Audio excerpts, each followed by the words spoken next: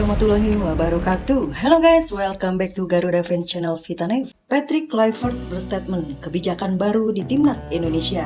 Sang pelatih bakal menimbang untuk cadangan pemain yang jarang mendapat menit bermain bersama klub masing-masing. Kluivert akan menjalani debutnya sebagai pelatih Timnas Indonesia pada Maret 2025 mendatang. Dia akan memimpin Indonesia menjalani 2 laga kualifikasi Piala Dunia 2026 zona Asia lawan Australia dan Bahrain. Satu hal yang sangat penting adalah bahwa pemain dapat mengatakan, "Ya, saya fit." Tetapi apa artinya fit jika Anda tidak mendapatkan waktu bermain di tim Anda? Ujar pelatih asal Belanda itu beberapa waktu yang lalu. Jika Kluivert benar-benar menerapkan hal tersebut, beberapa pemain andalan Timnas Indonesia terancam sebab mereka belum benar-benar dapat menit bermain secara reguler di klubnya. Berikut beberapa pemain Timnas Indonesia yang kurang mendapatkan waktu bermain di klubnya. Yang pertama, Sandy Walsh, posisi bek kanan klub Cafe Mechelen. Menit bermain yang didapat Sandy Walsh di Cafe Mechelen menurun pada musim 2024-2025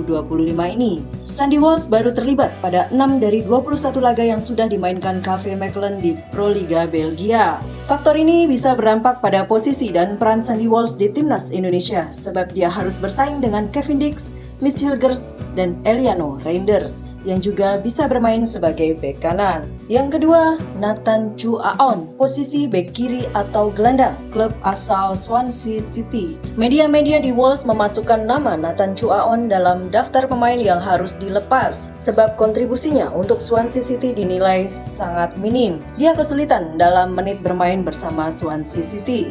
Nathan Chu Aon menjadi salah satu pemain naturalisasi yang memperoleh tempat penting di Timnas Indonesia. Dia merupakan sosok pemain yang disukai Sintayong karena bisa bermain di sejumlah posisi yang berbeda. Jika melanjutkan karir, Nathan Chu Aon bersama Timnas Indonesia mungkin berada dalam situasi sulit sebab dengan menit bermain bersama klub yang minim, dia masih harus bersaing dengan Kelvin Verdong dan Ivar Jenner di posisinya. Yang ketiga, Marcelino Ferdinand, posisi gelandang klub asal Oxford United. Kluivert menyebut Marcelino sebagai pemain yang dia sukai pada sesi jumpa pers saat dikenalkan sebagai pelatih baru. Dia pemain yang bagus, tapi bukan hanya dia saja, ujar Kluivert. Masalahnya, Marcelino jarang mendapatkan menit bermain di Oxford United. Sejauh ini, ex-pemain Persebaya Surabaya itu baru sekali bermain untuk Oxford United, yakni pada ajang Piala FA. Marcelino perlu usaha ekstra untuk masuk dalam skuad. Yang keempat, Pratama Arhan, posisi bek kiri, klub asal Bangkok United. Pratama Arhan kesulitan mendapatkan menit bermain di Tokyo Verdy maupun di Suwon FC.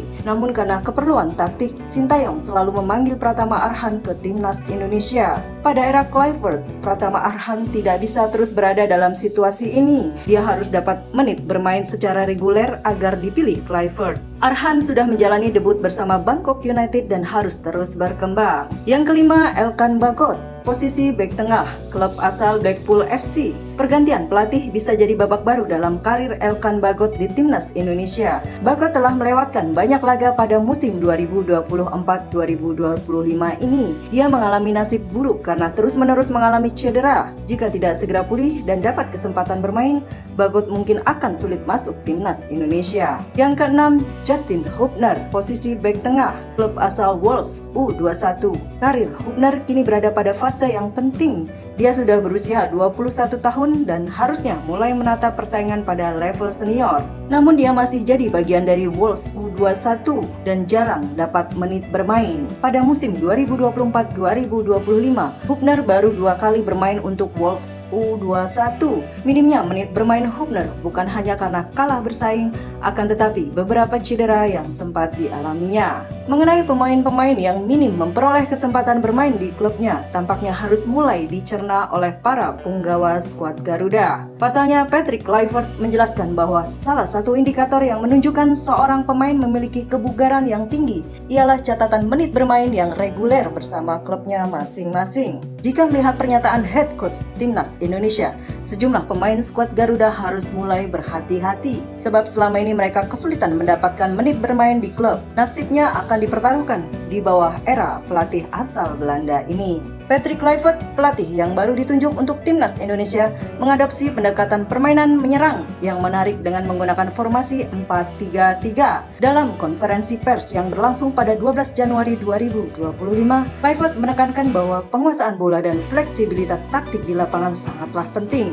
Ia memiliki pengalaman dalam sistem permainan ini yang sebelumnya diterapkannya saat menjabat sebagai asisten pelatih Louis van Gaal pada Piala Dunia 2014. Kluivert meyakini bahwa kunci untuk mencetak gol terletak pada penguasaan bola. Ia juga menambahkan bahwa meskipun lebih condong pada formasi 4-3-3, ia siap menyesuaikan strategi sesuai dengan kenyamanan pemain dan situasi yang dihadapi. Pemain harus tahu apa yang harus dilakukan dalam berbagai situasi, ujarnya. Kluivert mengakui bahwa soliditas pertahanan tetap menjadi hal yang sangat penting, baik dengan menggunakan 3, 4, maupun 5 back. Namun ia menegaskan bahwa kepercayaan diri dalam menguasai bola adalah hal yang paling utama. Ia berencana untuk lebih mengenal para pemain dan mengeksplorasi potensi di tingkat akar rumput guna meningkatkan performa tim. Dengan filosofi permainan menyerang yang ia usung, Kluivert berharap dapat membawa timnas Indonesia tampil lebih kompetitif dalam kualifikasi Piala Dunia 2026.